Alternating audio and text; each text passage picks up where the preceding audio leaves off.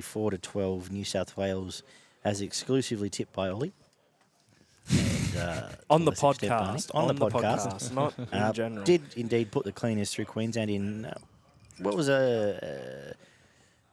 obviously a blowout score at the end, but I thought Queensland were done once the sin bin happened. But I don't know if you started up today, Barn.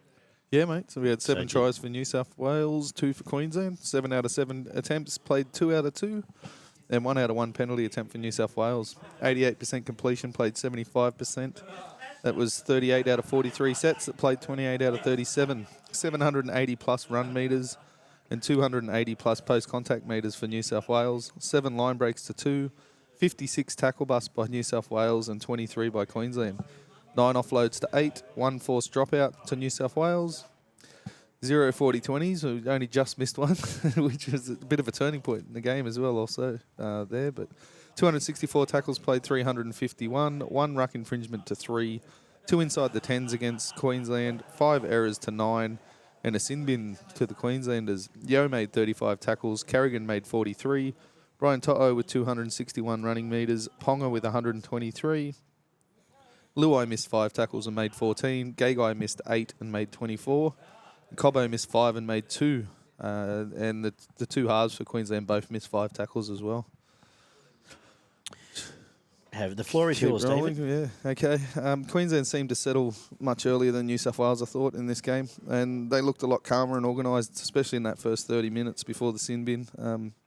They probably could have been a little bit further in front as well, apart from New South Wales' middle defence. There was a couple of chances there through the middle, but some really strong, aggressive defence from New South Wales seemed to shut it down, and that was directly off the back of Api Coruscant.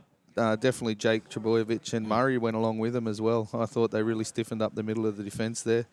I'll chuck in Isaiah Yeo as well. I thought he had his shoulder to the wheel for most of the night as well. I don't think they wanted to take him off, but they without far in front, they just did anyway. But Appy did that much amount of work in that first 20 minutes. It was ridiculous. I think the bloke made 20-odd tackles in 15, 20 minutes, and his service out of dummy half was crisp. I don't think I saw one wayward pass. Pretty much hit everyone on the chest with a leading ball out in front that they could run onto. I thought he's fantastic. I was a bit worried when Murray went off for the HIA 10 minutes into the game.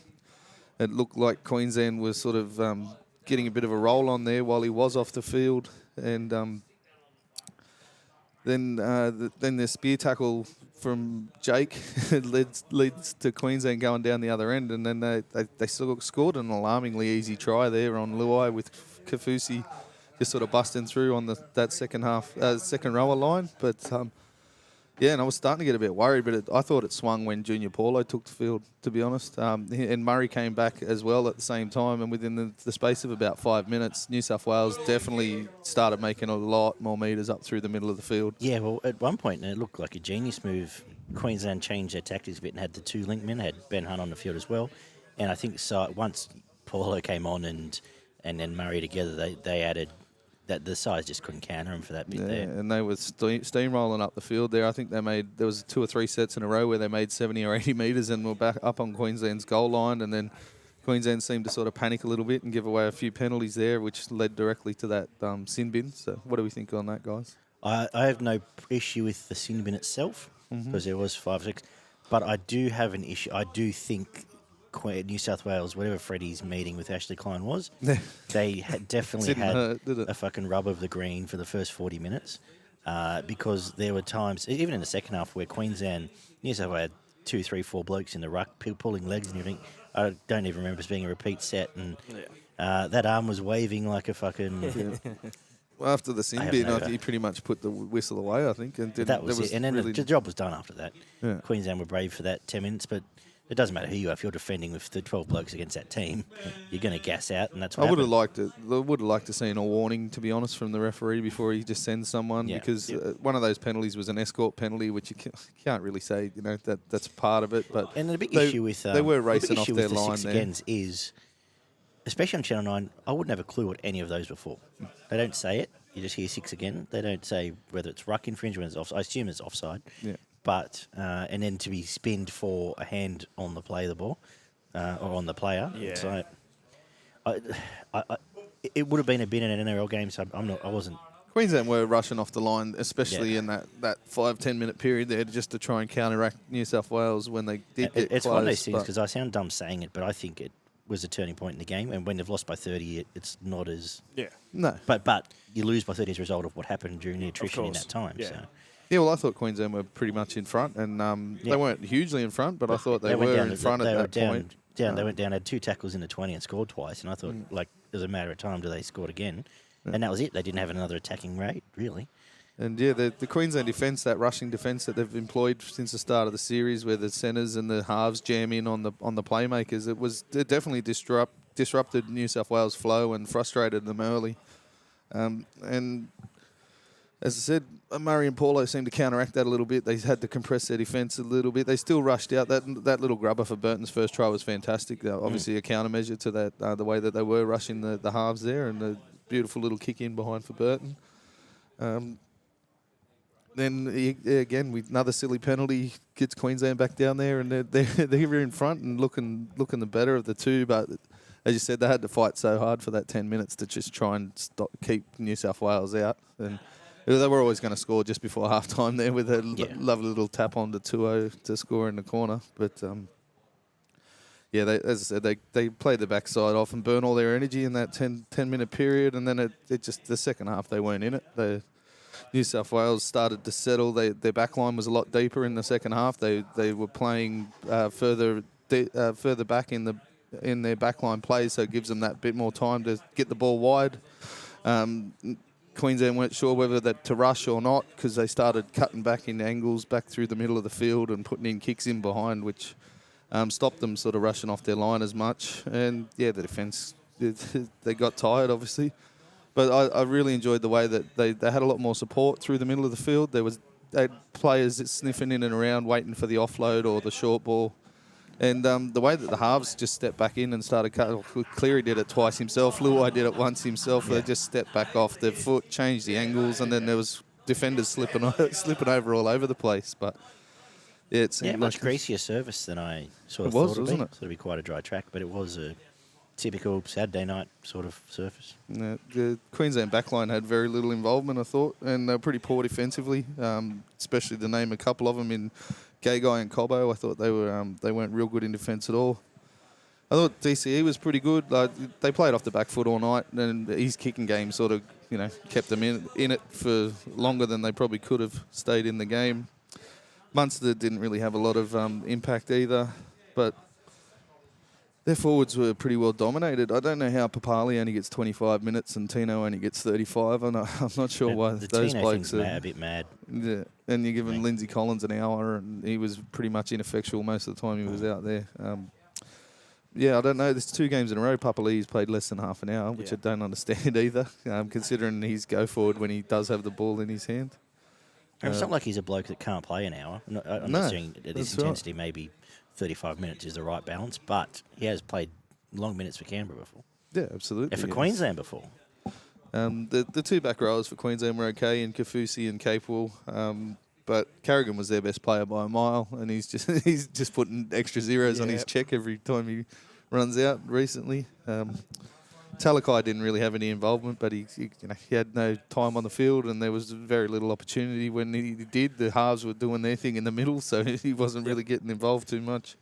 I thought Martin looked like he was targeted and probably struggled a little bit. They definitely were rushing out on him and trying to, all the grub talk during the week early and stuff. Error as well. Yeah, they did put a lot of pressure on him. I thought Cook was average. There's a couple of wayward passes. He wasn't poor by any means, but he didn't have any real impact either. So he's now further and further down, at least the Australian pecking order, in my opinion.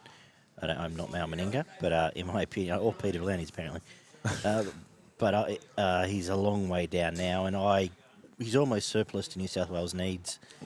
If we're going into a game 3 where we're all going to probably about to debate Mitchell, White, and even Pappenhausen. I just, on the use of New South Wales centres overall, hookers overall, like Coruscant and Cook getting as much time as he did. I don't know. I was just a bit surprised. They obviously won the game. I thought Appy probably would have come back for the last 15 or so. I don't know what what that thinking was. They went into the game with one idea, and that was to counter what Queensland did in game 1. Queensland then changed what they did. It didn't matter because I think they were looking for Cook to run the ball. Yeah, and they thought that off the back they of a thought it'd be tied heavily sort of a ruck-based game like game 1 was, but once it was, and I think Freddie just went, oh well, doesn't matter. He's out Yeah, there. I doesn't suppose. there. Yeah. Well, the one guy sort To of be wanted- honest, he probably forgot it. Like just went, yeah. oh, One guy I wanted to bring up for New South Wales, you guys were talking You about. probably want to save an interchange anyway, so if you don't have to bring him back, you don't really need to.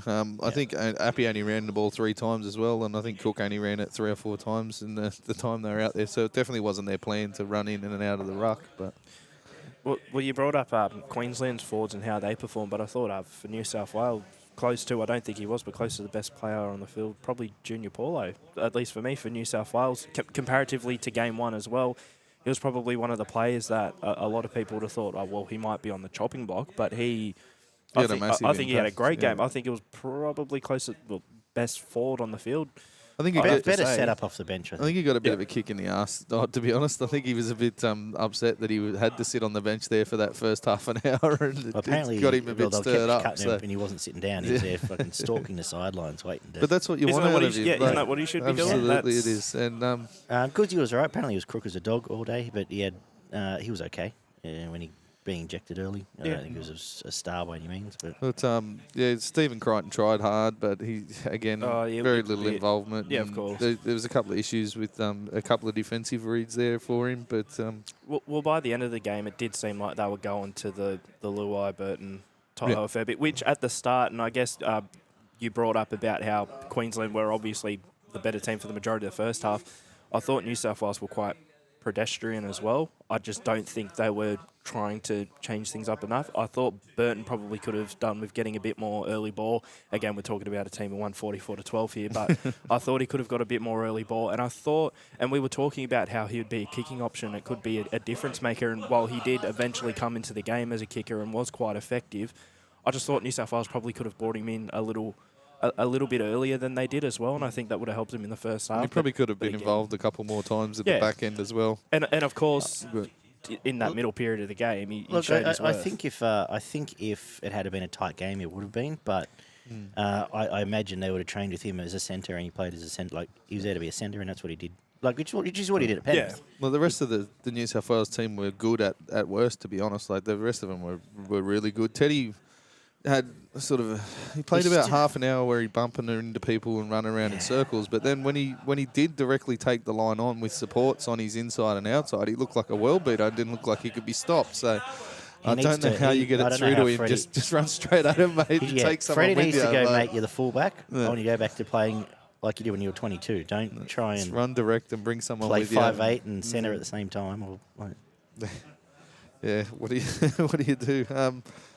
2-0 and Tupu had a massive impact again. The wingers with the momentum and the go forward, and you compare that to Queensland wingers who had very little impact coming out of their back end.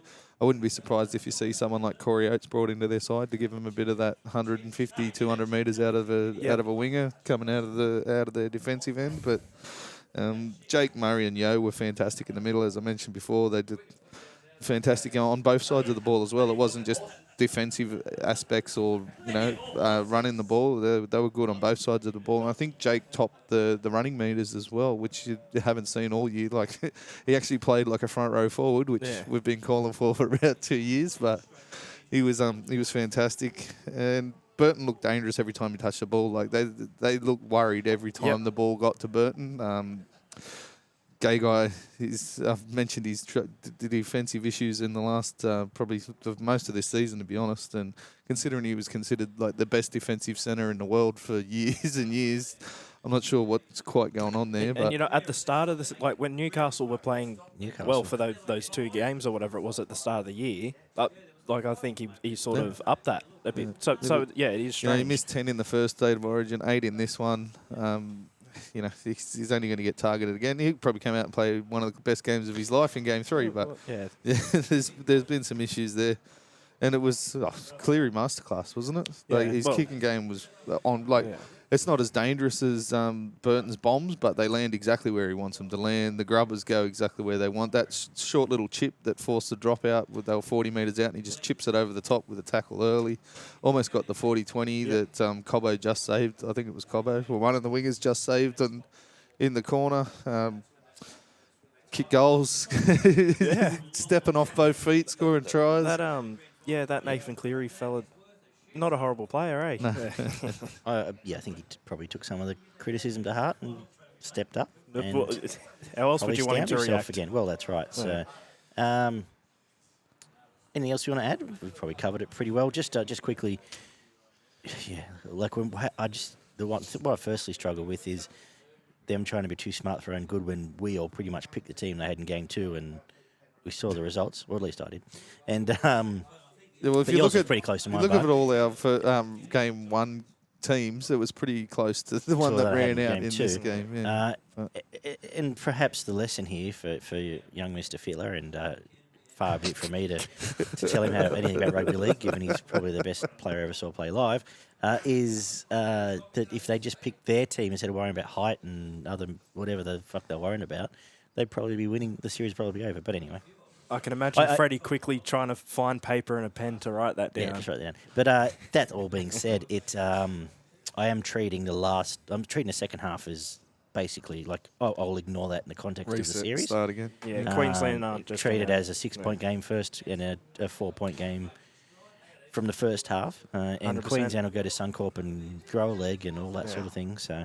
Yeah, well, I think the first game they picked a team to try and offload the ball, and they just didn't do it for whatever reason. I know they were getting shut down pretty well in defence, but they didn't seem to try to promote the ball anywhere near what they needed to. So they just went back to we're going to be tougher than them in the middle of the field, and that's what they did. Yeah, because I think they dominated every one of their forwards except for probably Carrigan, who held his own, and if not was better than half of the pack. But so. Does Latrell play game 3? No. It's a pretty big risk. Does Jack Whiten? Probably. Oh. I would have Whiten. I would either have Whiten at 14 or at... Freddie loves him. I think Crichton can... He wasn't dropped. It was only a COVID thing that kept him out. He was their best player in game 1, so I suggest he probably comes in for Whiten. It wasn't an injury thing, yeah. I wouldn't be surprised if Whiten comes in to take Crichton's spot. Crichton goes back to 18, and potentially we'll see what happens with the rest of the forward pack. I imagine probably Talakai drops off. Another one, does Pappenhausen play? I don't think at this stage. No. Latrell's more of... if I was going to put money on one of them, I'd say Latrell ahead of him. And a lot, mate, there's still 2 weeks to go. One of them could do an ACL list on Saturday, and then Latrell's straight in. Happens a lot. If Teddy goes down this week, there's every chance they pick Latrell. Latrell could have a Joey 05. He could. If you wanted to play Latrell, you could always do it and put Whiten on the bench, take Talakai's spot. I think there's more of a chance of, if they're going to play Latrell, more of a chance of him starting in the centres and Whiten being on the bench than anything else. Yeah, I'd be surprised if Talakai keeps his spot. I know he didn't really get any involvement and wasn't given enough time to really be involved, but when you got the likes of Latrell and Whiten coming back, just the utility factor to be able to cover the halves and the centres as well as possibly push them into the forwards. But. And you know what? There's going to be so many people who hate hearing this, and I'm saying this as someone who thinks Latrell probably doesn't get picked for Game 3, but if there's just about any player in the comp who can come back for one huge game after being out for most of the year, but based off of like his X factor and just his pure talent, to be honest, it's like I'd pick Latrell Mitchell over anyone. What's exciting now is he's got 2 weeks to prove a point here. Yeah. He could. There's only one round though, isn't there? Before the game's picked. And the thing that sort of probably does go against it a little bit maybe is that Latrell has already said he wants to play left. And if you're going to use Burton, his best opportunity is on his left. He's a left foot kicker. You don't want him kicking from the right-hand side of the field off his left foot. So, good problem to have. You're not wrong. And for Queensland, can you see any changes? Would you make any changes? I don't think Queensland will make as...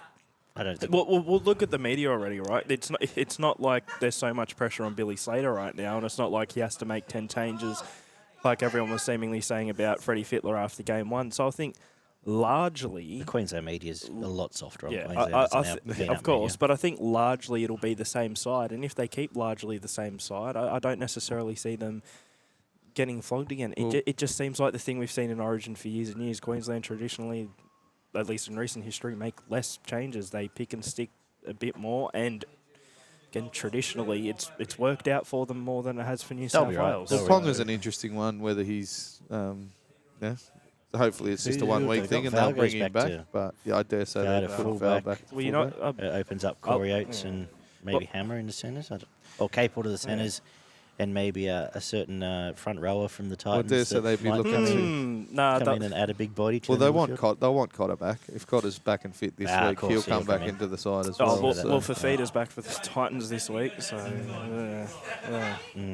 even if Queensland go on to lose the series, is there anyone under pressure? That's another. No, like, and I as think you said, like, really no one safe. expected them with the media. They came in without they like being the underdogs. Came in as the underdogs.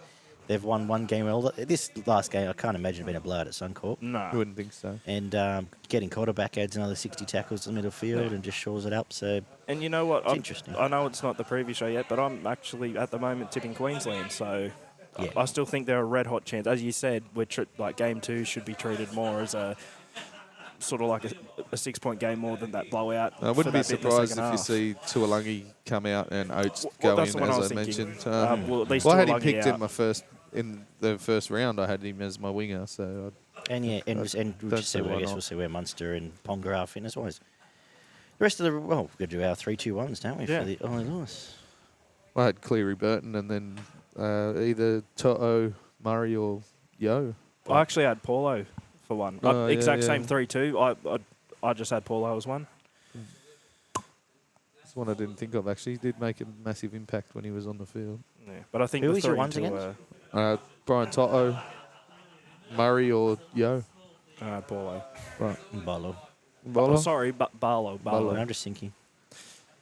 Because Teddy, I wouldn't be upset if you said one. He was pretty good. But, go Barlow. Because I was quite harsh on him first game, and I thought he was quite good this game.